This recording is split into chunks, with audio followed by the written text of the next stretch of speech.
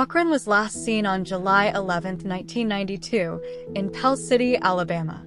That evening, she asked her daughter if she wanted to accompany her to the beauty parlor, but her daughter declined, so Cochran went alone. She left her mother's home around 6 p.m., driving a gray 1987 Nissan Sentra, possibly heading toward Birmingham. She was never seen or heard from again.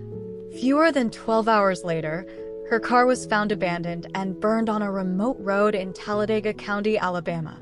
At the time of her disappearance, Cochran was estranged from her husband, and she is the mother of 3 children.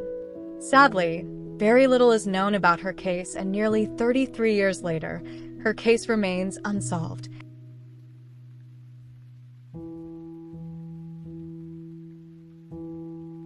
On the night of March 3, 2021, Sarah Everard left a friend's house near Clapham Junction. It was around 9 p.m. when she began her walk home to Brixton Hill.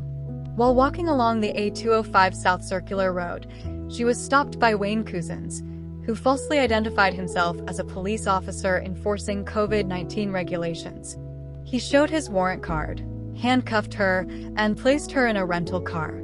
Sarah was reported missing the next day, prompting a large-scale police search.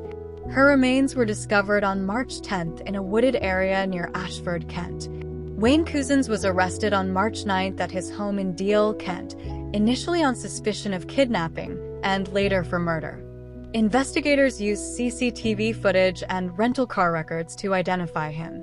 Couzens had drove her to Kent, where he raped and strangled Sarah before burning her body and disposing of her remains in a pond in Woodland near Ashford. Sarah Everard's murder led to nationwide protests and vigils, highlighting issues of women's safety and trust in the police. The Metropolitan Police faced criticism for their handling of a vigil on Clapham Common, where attendees were forcibly dispersed due to COVID-19 restrictions. Couzens was sentenced to life in prison without the possibility of parole.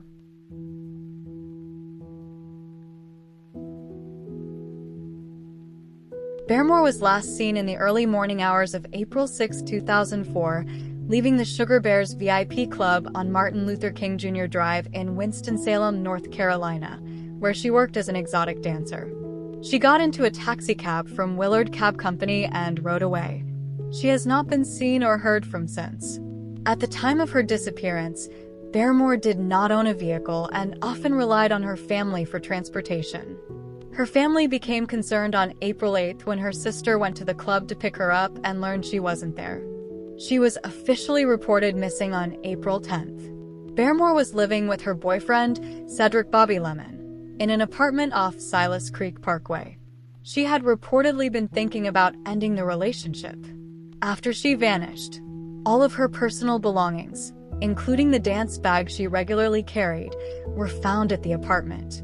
Lemon described their relationship as rocky and admitted they had argued the morning she disappeared. According to him, after he told her he didn't want to marry her, she said she was going out to buy a newspaper and look for a new place to live. He claimed she had temporarily left him before, and he initially believed this was another one of those times, until her family raised concerns. Following her disappearance, Lemon was arrested for a probation violation. He had a criminal record dating back to 1995, mostly involving drug and driving offenses. Barrymore also had a legal history. In 2000, she was convicted of felony drug possession and was on inactive probation at the time she disappeared. Lemon died of a drug overdose in 2018, 14 years after Barrymore went missing. Though the exact circumstances of her disappearance remain unclear, Barrymore's mother believes she is deceased, noting that it was unlike her to go so long without contacting her family. Originally from Lexington, North Carolina, Barrymore left behind a daughter who was raised by a relative. Sadly, her case remains unsolved.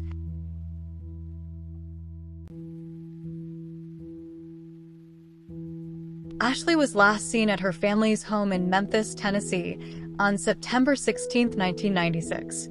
Her aunt, Joyce Wade Lindsay, had arrived the day before for a visit. Lindsay, who was dealing with personal issues, was invited to stay with the family by her sister, Vicki Lee Morris, Ashley's mother. It was Lindsay's first time meeting Ashley, and the two appeared to get along well. On the morning of September 16th, Vicky gave Lindsay permission to watch Ashley for the day. She notified Ashley's regular babysitter that Ashley wouldn't be coming in, and also allowed Lindsay to take Ashley and her older half-sister, Erica Nicole Manning, shopping once Manning returned from school. Vicky spoke to Lindsay by phone around 9:15 a.m. and was told everything was fine. She believed she could hear Ashley playing in the background. That would be the last time anyone heard from Ashley. Manning returned home around 3:15 p.m. and found Lindsay intoxicated. When she asked about Ashley, Lindsay claimed someone, presumably the babysitter, had picked her up earlier in the day. Lindsay then took Manning with her, driving while intoxicated. She instructed Manning to call their grandparents and say they were shopping and would be staying overnight at a motel. Lindsay refused to let Manning contact anyone after they checked in. The next day, September 17th, the two went to a laundromat where Lindsay washed several bags of clothes from her car trunk. Manning later reported that Lindsay left her briefly to take the vehicle to a car wash. Although the car still appeared dirty upon her return, Manning noted a strong smell of bleach coming from the trunk. Lindsay claimed she spilled bleach in the car because the car wash was crowded. Later that day, Lindsay brought Manning back to the family's Memphis home and quickly drove off. By then, Vicky and her husband, Carl Morris, had already reported both girls missing. When they learned Ashley wasn't with Manning, they realized Lindsay had lied about the babysitter picking her up. Carl pursued Lindsay by car and brought her back to the house while Vicky called police. Authorities noted that Lindsay attempted to leave during questioning. A loaded gun was found in her purse, and the smell of bleach in her car raised further suspicion. She was arrested for kidnapping Manning, and a search of her car revealed bloodstains in the trunk. DNA testing confirmed the blood belonged to Ashley. Lindsay was charged with second-degree murder in Ashley's presumed death, along with theft and forgery after Vicky's checkbook, checks, and a ring were found in her vehicle. In 1999, she was convicted on all counts. Throughout the investigation and trial, Lindsay denied killing Ashley. She claimed the child had accidentally cut her hand on broken glass in the car and bled while she was trying to help her. Investigators rejected this explanation. During the trial, Vicky revealed a potential motive. In 1989, she had taken custody of Lindsay's daughter, but had to return her to the state due to financial hardship. The child's father was ultimately granted custody. Lindsay, who couldn't care for the child herself, was reportedly enraged and blamed Vicky for ruining her life. Vicky also testified that Lindsay believed Ashley resembled her own daughter. Ashley has never been found. Lindsay's appeal was denied in 1999, and she remains incarcerated.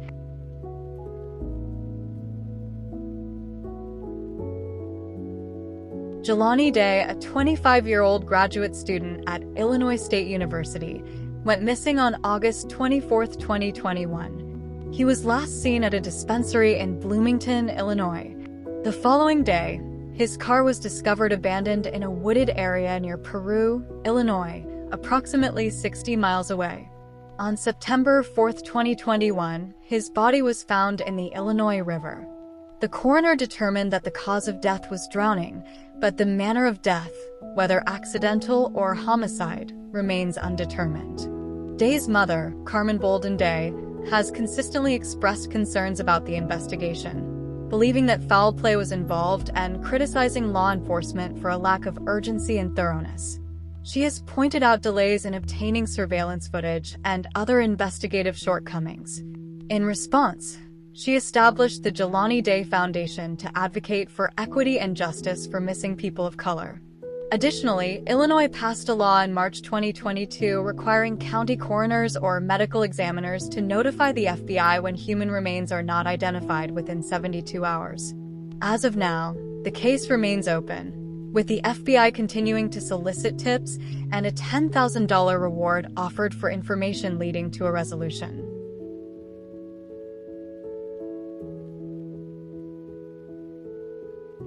Nancy was last seen by her family in Gate City, Virginia, during a visit for the Christmas holidays.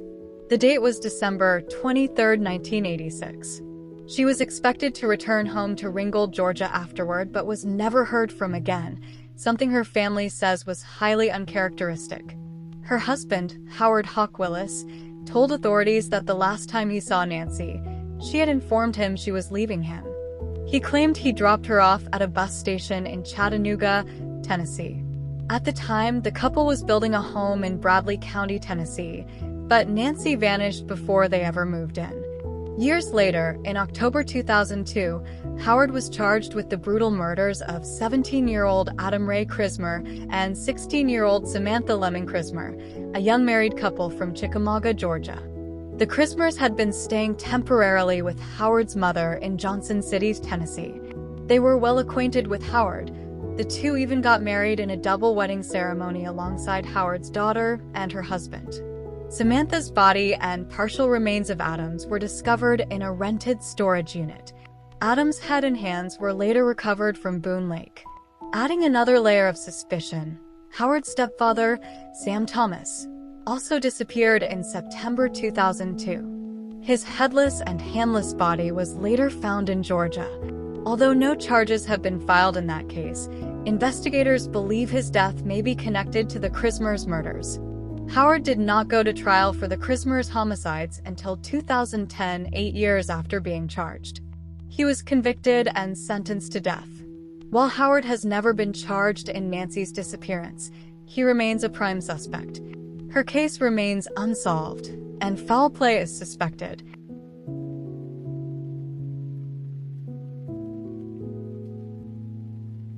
Henry and Christy Wilson were last seen together in Monterey, Tennessee, on the evening of May 9, 2018. At around 8 p.m., Henry picked Christy up from her aunt's house. Later that night, they stopped at Tom's Market to buy cigarettes, the last confirmed sighting of either of them. They were driving a charcoal gray 2001 Nissan Sentra with sun-damaged paint, rear bumper damage, worn tires, and a Tennessee license plate. Neither has been seen or heard from since. The following morning, Henry's phone pinged a tower in Fentress County. Christy's phone later pinged in the Coy Phillips Road area of Overton County. Despite extensive searches, no trace of the couple was found at that time. Authorities acknowledged the Wilsons' relationship had its challenges, but found no evidence that one had harmed the other. In September 2018, their car was discovered at the bottom of a ravine off Hanging Limb Highway in Overton County, about 30 miles from Monterey. The vehicle was so overgrown with vegetation that it appeared to have been there for some time. There was no sign of Henry or Christy at the scene. Christy's family described the couple as financially struggling. Christy received disability benefits, and Henry worked as a day laborer.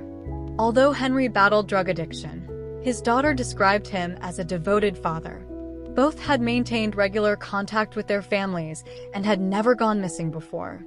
In October 2021, officials recovered human remains in a remote area in Overton County, believed to be those of Henry and Christy Wilson.